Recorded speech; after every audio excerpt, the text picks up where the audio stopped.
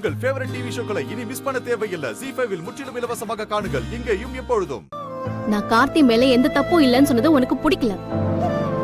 அதான் ஆனந்தி விஷயத்துல நான் தலையிடுறத நீ விரும்பல. அதனால தானே இப்படி எல்லாம் பண்ணிட்டு இருக்க.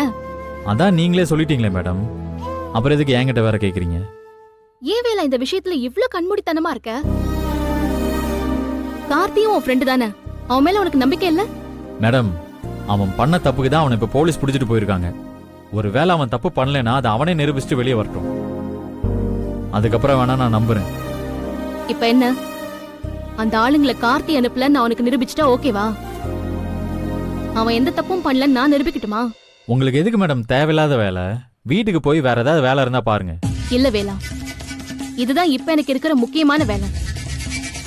கார்த்தி எந்த தப்பும் பண்ணலன்னு நான் நிரூபிச்சு காமிக்கிறேன். வேணாம் மேடம், அப்புறம் நீங்க தான் சங்கடப்படுவீங்க. கடைசியில் அவன் தான் தப்பு பண்ணிருக்கான்னு உண்மை தெரிஞ்சதும் நீங்க என்கிட்ட வந்து சாரி சொல்வீங்க. அப்படியா? இதே சாரியை யார் கேக்குறாங்கன்னு பாக்கலாமா?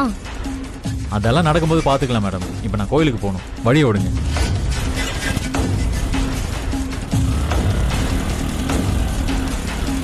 நான் இவ்ளோ தூரம் சொல்லியும் நீ என் பேச்ச கேட்காம போறல்ல.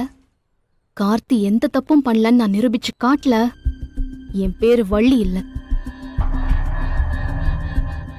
ZEE5 ஆப்பை டவுன்லோட் செய்து அனைத்து எபிசோடுகளையும் இலவசமாக பாருங்க.